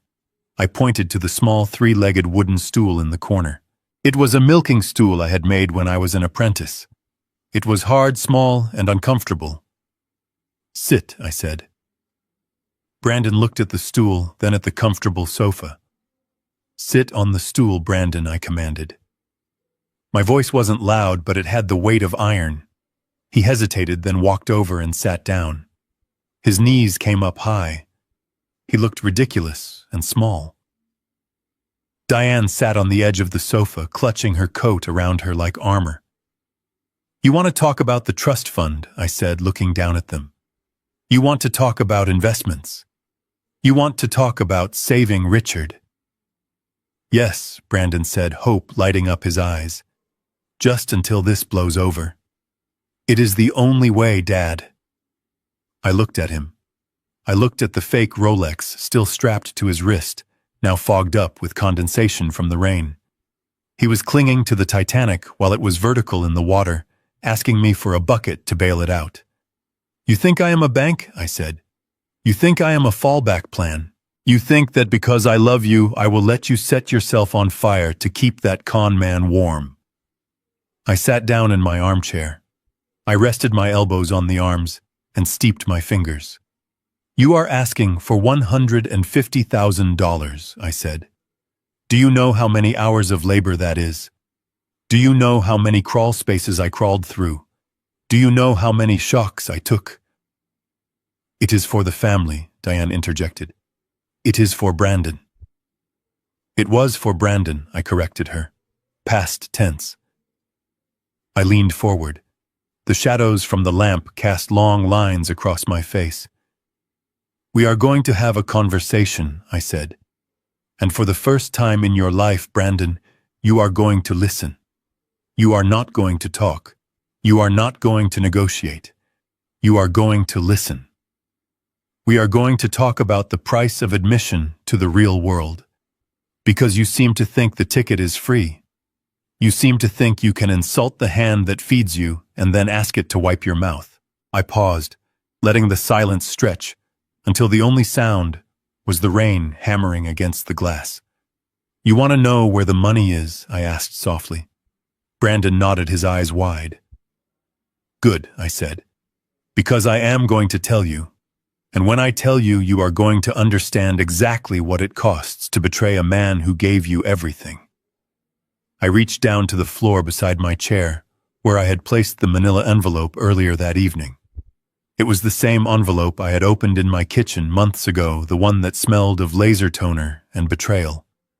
It had been sitting in my safe waiting for this exact moment. I did not throw it. I did not slam it. I simply leaned forward and slid it across the coffee table. It stopped right in front of Brandon's knees. The sound of the heavy paper sliding against the wood was a whisper that screamed. "You want to save Richard," I said, my voice steady. "You want to use my life savings to bail out the man who taught you how to be a gentleman. Before you ask me for another cent, you need to see exactly what you are investing in. Open it. I appreciate you being here. Before I tell you what happened next, let me know where are you watching from right now. Leave a comment with your location, so I know you're still with me. Because what you're about to hear isn't just about a graduation speech. It's about loyalty, silence, and the moment a father finally stops being invisible. And one quick note before we continue: some details in this story have been dramatized for storytelling purposes. Any similarity to real people or events is coincidental, but the message and lesson remain completely true. Brandon looked at the envelope like it was a loaded gun. He looked at me, then at his mother. Diane was hugging herself, rocking slightly, her eyes fixed on the floor. She did not want to look. She knew deep down in the places she tried to ignore that the truth was inside that packet. "Go ahead, Brandon," I urged him. "You are a businessman. You are an investment manager. You know the importance of due diligence. Read the prospectus." His hand shook as he reached out. He undid the clasp and pulled out the stack of papers. The top page was the summary of the investigation, but I told him to skip it. I told him to turn to the emails. The investigator had done a thorough job. He had retrieved deleted correspondence from a server Richard thought was secure. "Turn to the tab marked Internal Communication," I instructed. "Read the email dated June 12th. That was 2 weeks after your graduation." Brandon flipped the pages. The paper rustled loudly in the quiet room. He found the page. I watched his eyes scan the text. I saw the moment the words hit him. His face, already pale from the cold, turned a sickly translucent white. His mouth opened, but no sound came out. "Read it out loud," I said. He shook his head, tears welling up in his eyes. "Read it," I commanded. His voice was a croak barely audible over the rain. Subject: The Kid. 2. Legal. From Richard. The text says. He stopped. He could not finish. It says I continued for him reciting the words I had memorized in the darkness of my kitchen.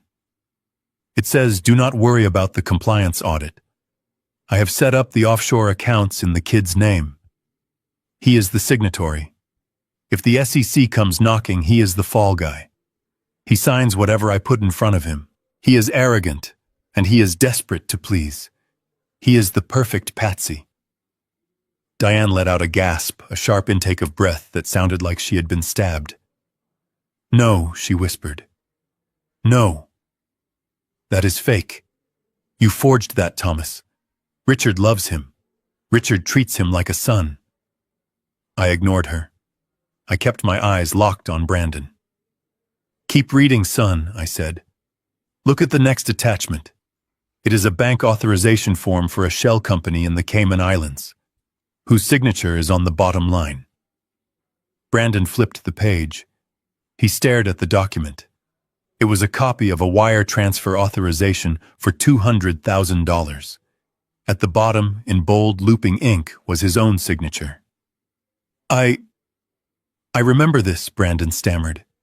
"He told me it was just a standard tax form for my bonus. He said it was routine. He said I was an officer of the company now, and I needed to sign for the operating expenses." "You signed a confession, Brandon," I said brutally. "You signed a document admitting that you control the funds that were stolen from retirees. Richard set it up so that when the handcuffs came out, they would fit your wrists just as well as his. He did not give you a job. He gave you a prison sentence." The paper slipped from Brandon's fingers and scattered on the floor. He put his head in his hands. His shoulders shook. The idol had fallen. The man he worshipped, the man he insulted me to praise, had looked at him and seen nothing but a useful idiot, a disposable shield. Diane stood up. She was vibrating with denial. She walked over to the table and swiped the papers away, as if getting rid of the evidence would change the reality. "Stop it, Thomas," she screamed. "You are enjoying this. You are twisting everything. Maybe he made some mistakes with the paperwork, but he did it to protect the family. He is under a lot of pressure. He loves us. He loves me. We are partners. We are a team." I looked at my ex-wife. I saw the fear behind the anger. She was terrified that her entire life was a lie. She was terrified that she had left a good man for a phantom. "He loves you," I repeated. "Is that what you think?" I reached into the envelope which was still on the table and pulled out the last section of the report. This was the part I had hesitated to show them. It felt cruel. But surgery is cruel. You have to cut to heal. I held up a sheet of paper. It was a credit card statement. "Look at this, Diane," I said. "Look at the charges. The 4 seasons in Miami, Cartier, Tiffany. The dates match the weekends he told you he was at investment conferences in New York." I tossed the paper onto the coffee table. Then I tossed a photograph on top of it. It was a grainy surveillance shot taken with a telephoto lens. It showed Richard on a balcony in Miami. He was wearing a bathrobe. Standing next to him with her hand on his chest was a woman who was definitely not Diane. She was young, maybe Brandon's age. She was laughing. "Her name is Vanessa," I said, my voice flat. "She is 24 years old. She is an aspiring model. And do you know where the money from your house refinance went, Diane? It didn't go into the market. It didn't go into stocks. It went into a condo in South Beach.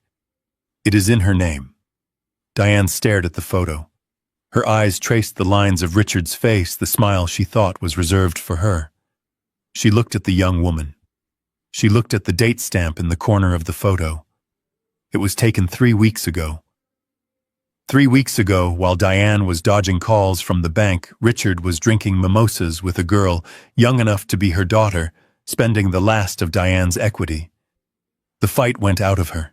It drained away like water from a broken glass. She sank back onto the sofa, not sitting, but collapsing. She made a sound, a low, keening wail that was pure heartbreak.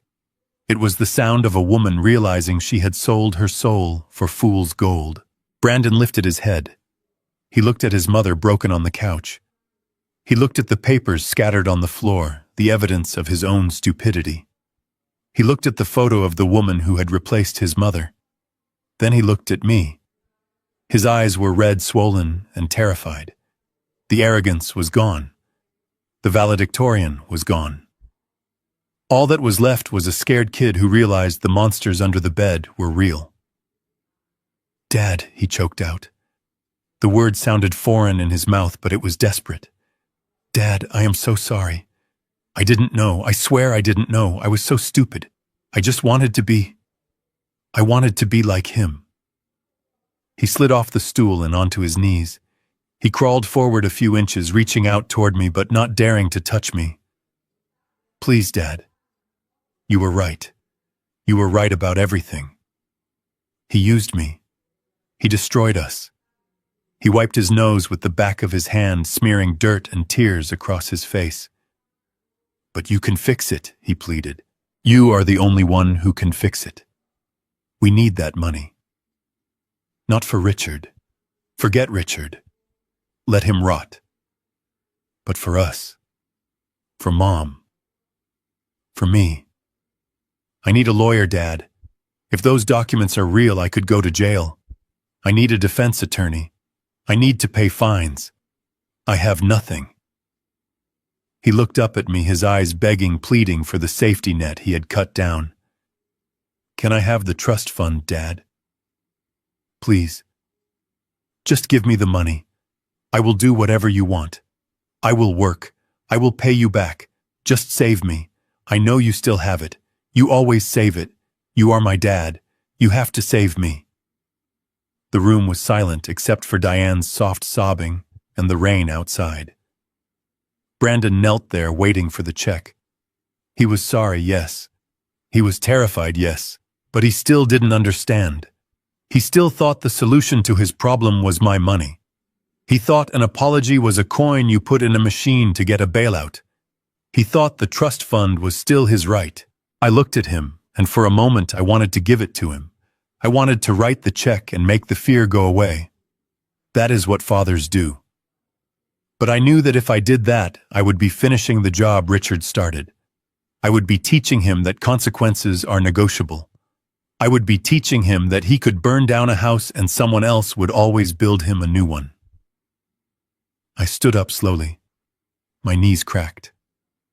I looked down at my son groveling on the floor of the house he had been too ashamed to visit for 4 years. "You want the trust fund?" I asked softly. "Yes." Brandon breathed, hope flooding his face. "Yes, please." I turned and walked to the antique secretary desk in the corner of the room. I opened the top drawer. I reached inside and pulled out a large, thick envelope. It was cream-colored, heavy stock with a logo embossed in blue ink on the corner. I walked back to the center of the room. I held the envelope up so Brandon could see it. "This is the trust fund," I said. "Or at least this is what happened to it." Brandon scrambled to his feet, reaching for the envelope. He thought it was a bank draft. He thought it was salvation. I handed it to him. "Open it," I said. He tore it open. He pulled out the contents. It wasn't a check. It was a glossy brochure and a stack of letters. On the front of the brochure was a picture of a group of young men and women. They were wearing hard hats and safety glasses. They were holding welding torches and pipe wrenches. They were smiling, but their faces were dirty. They looked tired. They looked proud. The logo at the top read, Northeast Trade Scholarship Fund. Brandon looked at the brochure, then at me, a confusion clouding his face. "What is this?" he asked. I took a step closer to him. You stood on that stage and you told 2,000 people that Richard was the one who invested in you, I said. You said I was just a wallet. You said you didn't need my spare change. I pointed at the brochure in his hand. So I listened to you, Brandon. I respected your wishes. I took the $150,000, every single penny of it, and I invested it. But I didn't invest it in you. I invested it in the future. I reached out and tapped the picture of the young students. That money funded full scholarships for 10 kids from the inner city. Kids who grew up without fathers. Kids who know the value of $1 because they have never had one they didn't earn. They are studying to be electricians, plumbers, welders, the people you think you are better than. Diane lifted her head, her eyes wide with horror. You gave it away, she whispered. You gave away our son's money to strangers. It wasn't his money, I snapped, my voice finally rising. It was my money. It was my blood. And I gave it to people who will honor it. I gave it to people who will use it to build something real, not to buy fake watches and rent fake lives. Brandon dropped the brochure. It fluttered to the floor, landing on top of the evidence of Richard's crimes. He looked at me with a look of total devastation. The hope was gone. The safety net was gone. He was falling, and there was nothing beneath him but the hard, cold ground. You really did it, he stammered. It is gone. It is all gone. It is not gone, I said. It is just in better hands. I walked to the front door and opened it. The wind howled, blowing rain into the hallway. Now, I said, looking at the two of them. Get out. The brochure lay on the floor between us, a splash of color against the dark wood, but Brandon was staring at it as if it were a warrant for his execution. He picked it up with trembling fingers, his eyes darting across the glossy paper, desperate to find a number, a balance, a bank account, anything that looked like salvation. But there were no routing numbers. There were no maturity dates. There were only faces. Faces of young men and women who looked nothing like the people he partied with in downtown Boston. These were faces smeared with grease, framed by safety helmets, eyes bright with a hunger that Brandon had never known because I had always fed him before he could feel it. I walked over to the desk and picked up the rest of the packet that had been inside the envelope. I held a stack of handwritten letters in my hand. They were written on notebook paper, some in pencil, some in cheap blue ink. They didn't have the letterhead of a law firm or a hedge fund. They smelled of graphite and gratitude. You remember your speech, Brandon? I asked, my voice filling the room, pushing back against the sound of the rain. You remember what you said into that microphone? You said Richard was the one who invested in you. You said he was the one who saw your value. You told the world that my contribution was irrelevant. You made it very clear that you respected capital, not labor. You respected the check writer, not the check earner. I took a step toward him. He flinched, pulling his knees up to his chest on the hard stool. So I did what any good investor does, I continued. I reallocated my assets. I moved my capital to a sector that showed promise. I moved it to people who understand that if you want lights, you have to wire the switch. I held out the first letter. Read this, I commanded. He didn't move. He couldn't. He was paralyzed by the dawning horror that the money wasn't just hidden, it was gone. I will read it for you, I said. It is from a kid named Miguel. He is 19 years old. He has been raising his 2 little sisters because his mother works 3 jobs. He wanted to be a welder, but he couldn't afford the certification classes. He was going to drop out and work at a fast food joint to pay the rent. I looked down at the letter, my voice softening just a fraction, as I read the words that had healed a part of my heart 3 months ago. Dear Mr. Sterling, Miguel wrote, I do not know who you are, but you saved my life. Because of this scholarship, I am top of my class.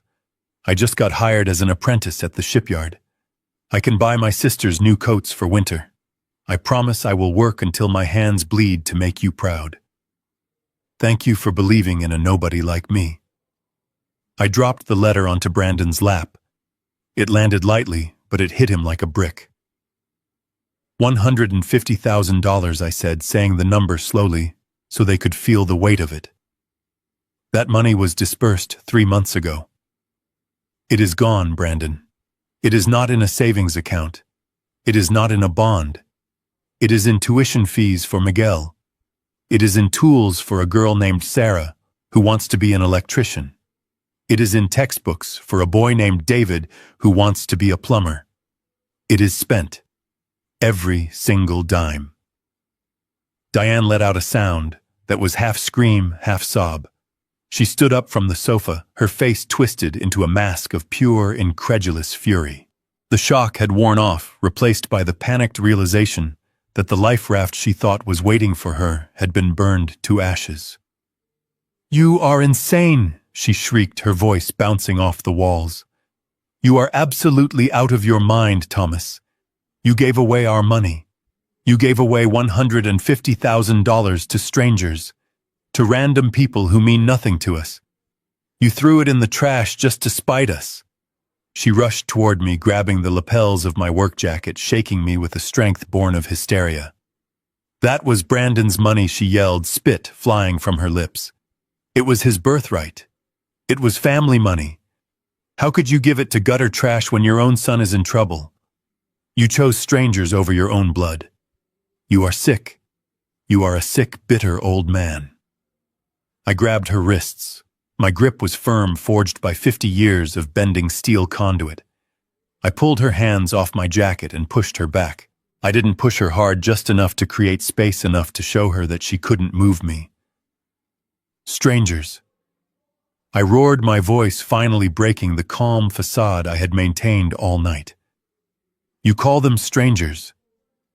I snatched the stack of letters from the table and held them up, shaking them in her face. "These kids write to me every month. They send me their report cards. They send me pictures of their first welding beads. They tell me about their lives. They ask me for advice on how to handle a difficult foreman. And do you know what they call me?" I looked at Brandon, who was staring at the letters with a look of utter defeat. "They call me Uncle Tom," I said, my voice trembling with emotion. "They treat me with more respect in a 3-paragraph letter than this boy, my own flesh and blood, has treated me in the last 10 years. They don't look at my boots and see dirt. They look at my boots and see the path to a future. They honor the work. They honor the man." I turned back to Diane, who was panting, her chest heaving. "You want to talk about family?" I asked. "Family isn't just DNA, Diane. Family is who shows up. Family is who holds the ladder while you climb. You and Brandon decided you were too good for this family. You decided you belonged to the family of Richard. Well, Richard is a thief, and now you are surprised that there is no honor among thieves." I looked down at Brandon. He had picked up Miguel's letter. He was reading it. I saw a tear drop onto the cheap notebook paper, blurring the ink. He wasn't crying for Miguel. He wasn't crying for the beauty of charity. He was crying because he finally understood the math. "The money is really gone, isn't it?" he whispered, his voice sounding hollowed out. "It is invested," I corrected him. "It is generating returns. Just not for you." He crumpled the letter in his fist, then smoothed it out again, as if he didn't know what to do with his hands. The realization was washing over him in waves. There was no lawyer. There was no bail. There was no restart button. The safety net he had spent his entire life ignoring, the one he assumed would always be there to catch him, had been moved. He was in freefall. "But Dad," he whimpered, looking up at me with the eyes of a terrified child. "What am I going to do? I have debt. I have the feds asking questions. I have nowhere to sleep." I looked at him. I saw the fear. It was real fear. It was the fear of a man who has suddenly realized that the world is cold and hard and doesn't care about his GPA. I walked over to him. I towered over him as he sat on that little milking stool. "You are going to do what every man has to do eventually," I said. You are going to stop waiting to be rescued. The silence in the room was heavy with the echo of my ultimatum. Diane was still on the sofa, her face a mask of disbelief that was slowly curdling into pure, undiluted rage. She had expected a negotiation. She had expected that if she cried enough, if she played the family card hard enough, I would crack. I had always cracked before, but the man she knew, the man who was desperate for her approval, was gone. He had walked out of a graduation ceremony in Montreal and never come back. Thomas, she hissed, standing up. Her voice was trembling, but this time not from cold. You are serious. You are actually going to kick me out. After everything. We were married for 20 years. We have a son, and you are going to let me walk out into a storm with nothing. I walked to the front door and held it open. The wind was still howling, stripping the last dead leaves from the oak trees in the yard. The rain came down in sheets illuminated by the porch light. We were married, Diane, I said, my voice devoid of emotion. Past tense.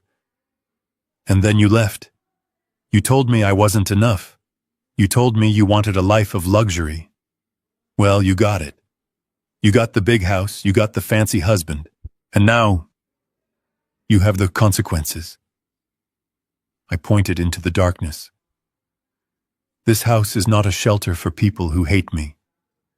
It is not a hotel for people who only visit when they are broke. It is my home. And you are not welcome here. You made your choice 15 years ago. Tonight, you are just living with it. She stared at me, her mouth working, as if she wanted to spit poison, but she had nothing left. She looked at Brandon, who was still sitting on the milking stool, staring at the floor, the steel-toe boots resting heavy on his lap. Brandon. Are you coming? She demanded. We are leaving. We will find a hotel. We will find someone who actually cares about family. Brandon didn't move. He didn't look up. He just sat there, his hands gripping the worn leather of the boots. He knew there was no hotel. He knew there was no money. He knew that walking out that door with his mother meant walking into an abyss he wasn't strong enough to survive. Brandon, she shrieked. Get up! Do not let him humiliate you like this. He is trying to break you. He is jealous. He is jealous of Richard. He is jealous of your success. Brandon raised his head slowly. His eyes were red-rimmed and hollow. What success, Mom? He whispered. The success that got me evicted. The success that has the FBI looking for me. There is no success. There is just this. He looked down at the boots again. Diane made a sound of disgust. She pulled her wet trench coat tighter around herself. Fine, she spat. Stay here. Let him turn you into a laborer. Let him drag you down to his level. But don't come crying to me when you realize you threw away your potential. She marched past me, her heels clicking angrily on the hardwood. She stopped at the threshold and looked back at me one last time. Her eyes were full of hate, but beneath it I saw the terror. She was 50 years old, broke, homeless, and alone. I hope you rot, Thomas, she said. I hope you die alone in this sad little house with your money and your self-righteousness. I watched her walk down the steps and into the rain. She stumbled once, nearly falling in the mud, but she caught herself and kept going, disappearing into the dark toward her car that probably wouldn't start or was about to be repossessed. I didn't feel triumph. I didn't feel pity. I just felt clean. I closed the door. The sound of the latch clicking shut was the most final sound in the world. I locked the deadbolt. I turned back to the room. It was just me and Brandon now. The air was quieter but heavier. He was still sitting on the stool hunched over the boots, as if they were an anchor holding him to the floor. I walked past him to the hall closet again. I rummaged around in the back and pulled out a bundle of clothes. It was a pair of Carhartt work pants, double-kneed, stained with grease and paint, and a high-visibility orange hoodie that smelled of sawdust. They were my old spares, but they would fit him. We were the same build even if he had never used his muscles for anything heavier than lifting a latte. I walked back and dropped the clothes onto the coffee table. "Put these on," I said. "Your suit is ruined, and you can't work in silk." Brandon looked at the orange fabric. It was bright garish, the uniform of the invisible men who fix the roads and build the bridges. He looked at it with a mixture of horror and resignation. "Dad," he said, his voice trembling, "I can't do this. I really can't. I am a valedictorian. I graduated summa cum laude from McGill. I wrote my thesis on macroeconomic trends in developing nations. I am not a digger." I sat down in my armchair, leaning forward, resting my elbows on my knees. I looked him dead in the eye. "Let me tell you about economics, Brandon," I said. "The real kind. Not the kind in textbooks. In the real world, your value is determined by what you can produce. Right now, your macroeconomic thesis is worth 0. Your degree is worth 0. Your resume is radioactive. You have no assets. You have massive liabilities. You are insolvent." I pointed at the boots in his lap. "But those boots," I said, "those boots have value. If you put them on, you become labor. You become a resource. Mike needs labor. He needs someone to move dirt from point A to point B. He doesn't care about your GPA. He doesn't care about your thesis. He cares if the trench gets dug before the inspector arrives." Brandon wiped a tear from his cheek, leaving a smudge of dirt. $18 an hour, he whispered. That is minimum wage. I was making 6 figures. You were making 0 figures, I corrected him. You were making monopoly money. You were laundering stolen cash. $18 an hour is real. It buys bread. It pays rent. It is honest. And right now, honest is the only currency you have left. I leaned back. Here is the deal, I said. You sleep on the couch tonight. Tomorrow morning at 5:30 I wake you up. We drink coffee. We drive to the site. You work a 10-hour shift. You do what Mike tells you. You don't complain. You don't brag. You don't talk about McGill. You just work. I paused. If you quit, if you walk off the job, if you complain to me that it is too hard, you are out. Permanently. I will change the locks. I will block your number, and you can go find your mother and live under a bridge together. Brandon looked at me. He was searching for a crack in my armor, a hint of the soft father who used to sneak him extra dessert. But that father wasn't there. That father had been replaced by a foreman. He looked down at the boots. His hands were shaking violently now. He started to unlace his dress shoes. The expensive leather was waterlogged and ruined. He pulled them off and set them aside. They looked like artifacts from a lost civilization. He picked up the left work boot. He slid his foot inside. It was stiff cold and heavy. He laced it up his fingers, fumbling with the thick laces. He tied it tight. Then he did the right one. He stood up. He clomped on the hardwood floor, the heavy rubber soles making a dull, authoritative sound. He picked up the orange hoodie and pulled it over his head. It swallowed him. He looked ridiculous. He looked like a child playing dress-up in a giant's clothes. But he was standing. He looked at me, his eyes wet, his chin trembling. I will try, Dad, he choked out. You won't try, I said, standing up to meet his gaze. You will do. Trying is for people who have options. You don't have options. You have a shovel. I walked to the kitchen and turned off the light. Get some sleep, I said over my shoulder. The alarm goes off at 5:30. And Brandon. He looked up, a bright orange figure in the shadows. Yeah, don't be late for breakfast. Mike hates people who are late. I walked to my bedroom and closed the door. I didn't lock it. I didn't need to. He wasn't going anywhere. He had just put on the chains of his salvation. The gravel crunching under the tires of my Ford F-150 was a familiar sound, the music of my entire adult life. It was a year later, almost to the day, since I had dropped a pair of steel-toe boots on my living room floor and told my son to choose between them and the street. I pulled the truck onto the shoulder of a massive construction site in Quincy, just south of Boston. They were building a new distribution center, a sprawling skeleton of steel beams and concrete that rose out of the mud like a modern cathedral.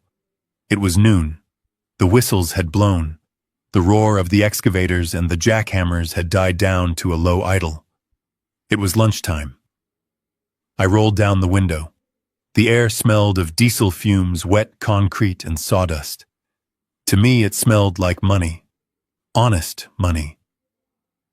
I scanned the site, looking past the heavy machinery and the stacks of rebar. I wasn't looking for the foreman. I wasn't looking for the architects with their clean white hard hats and rolled-up blueprints. I was looking for the grunts. The guys in the trenches. The guys who go home with dirt under their fingernails that no amount of scrubbing can ever fully remove. I saw a group of them sitting on a stack of cinder blocks near the perimeter fence. They were laughing, passing around a thermos of coffee, eating out of battered metal lunchboxes. And there, sitting a little apart from the rest, was a young man. I put the truck in park and killed the engine, but I didn't get out. I just watched. He was wearing the orange hoodie I had given him, though now it was faded by the sun and stained dark with grease and sweat. The Carhartt pants were frayed at the hems. He had filled out. The suit jacket that had hung off him like a shroud a year ago wouldn't fit him now. His shoulders were broader, the muscles in his forearms cording, as he unwrapped a sandwich wrapped in wax paper. It wasn't a $300 tasting menu. It looked like bologna on white bread. He took a bite, chewing slowly, staring out at the steel structure he was helping to build. His face was tanned darker than I had ever seen it, and there was a smudge of black grease across his cheekbone. He didn't look like a valedictorian. He didn't look like an investment banker. He looked like a man. A heavy hand slapped the doorframe of my truck. I looked up to see Mike, the site foreman, grinning at me through the open window. Mike was a bear of a man, 60 years old, with a face that looked like it had been carved out of granite. I had taught him how to bend conduit back in '85. "Tom," he rumbled, his voice gravelly. "I thought I recognized this rust bucket. Checking up on your investment." I nodded toward the kid on the cinder blocks.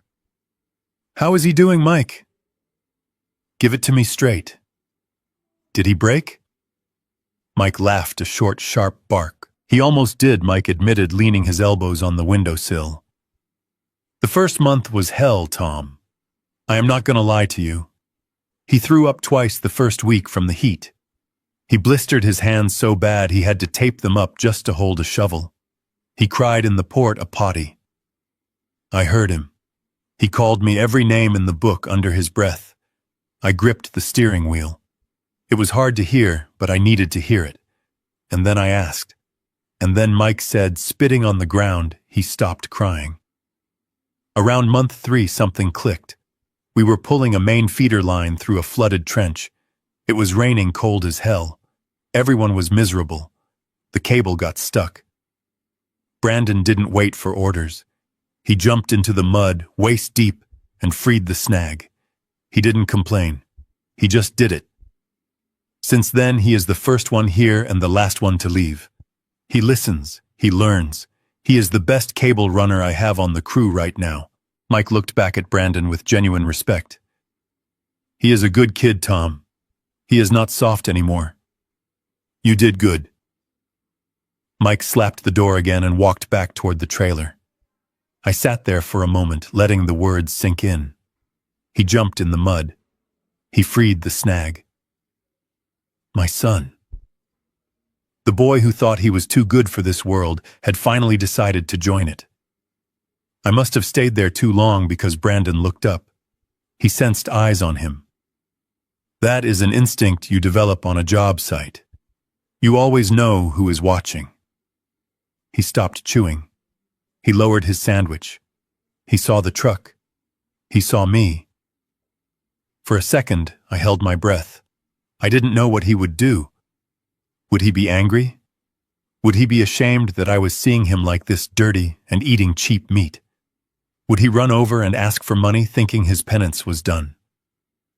He didn't do any of those things. He stood up. He brushed the crumbs off his lap. He adjusted his hard hat. He stood tall, his spine straight, his chin up. He looked me right in the eye across the 50 yards of gravel that separated us. There was no begging in his gaze. There was no resentment. There was just recognition. It was the look of one worker acknowledging another. He nodded. Just once. A sharp downward motion of his chin. Hello, I am okay. I am doing it. I felt a lump rise in my throat, hot and tight. I didn't trust my voice to speak, even if he could hear me. I didn't open the door. I didn't go over there to hug him. We were past that. We were in a new place now, a place built on respect, not dependency. I lifted my hand from the steering wheel. I made a fist, extended my thumb, and gave him a thumbs up. Brandon smiled. It wasn't the slick, practiced smile he used to give Richard. It was a real smile, tired but genuine. He raised his hand and gave me a thumbs up back. Then he sat back down, picked up his sandwich, and went back to eating. His break wasn't over, and he had work to do. I put the truck in gear and rolled forward. I didn't look back in the mirror. I didn't need to. I knew he was there. I knew he was solid. As I drove away from the site, merging onto the highway back to Boston, I thought about the $150,000. It was a lot of money. It was a fortune to some. To Brandon a year ago, it was just a ticket to a party. He lost it all. He lost the trust fund. He lost the luxury apartment. He lost the BMW. He lost the fake Rolex. But as I drove, feeling the hum of the road, I realized he hadn't lost anything that mattered. He spent $150,000 to learn the hardest lesson a man can learn. He paid a high tuition to the school of hard knocks. But looking at his eyes today, looking at the way he sat on those bricks, I knew the return on investment was going to be infinite. I didn't leave him a trust fund. I didn't leave him a pile of cash that would run out the moment he stopped respecting it. I left him something better. I left him the ability to wake up in the morning, put on his boots, and build his own life with his own two hands. I left him the knowledge that no one is coming to save him, and that is okay because he can save himself. That is the real inheritance. That is the legacy of Thomas Sterling. And for the first time in a long time, as I drove toward the skyline of the city, we both built, I knew the name Sterling actually meant something again. Looking back on my own family story, I realized this journey was never about money or pride. It was about choices. If there is one thing I want you to learn from me, it's this: don't become the man I was for too long, silent, exhausted, and invisible. I believed love meant endless sacrifice, but even God teaches us that love must come with truth. This family story taught me that enabling disrespect only delays growth. My lesson is simple. First, respect is earned, not inherited. Second, money without character destroys faster than poverty. Third, sometimes the most loving act is stepping back and letting consequences speak. This isn't cruelty, it's discipline. And yes, some may call this dad revenge. But real dad revenge isn't about hurting your child. It's about refusing to save them from lessons God already prepared for them. I also learned that faith matters. When I let go of control and trusted God, clarity replaced anger. This family story reminded me that fathers are not banks, and love is not a blank check. The truth is, dad revenge that builds character is better than comfort that creates weakness. If this family story resonated with you, please leave a comment and share where you're watching from. Your voice matters here. Don't forget to like, share this video, and subscribe to the channel so we can continue telling stories that matter. Thank you sincerely for staying with me until the end. And a final note: the next story may include fictional elements created for educational purposes. If that's not for you, feel free to exit and choose content that better fits your preferences.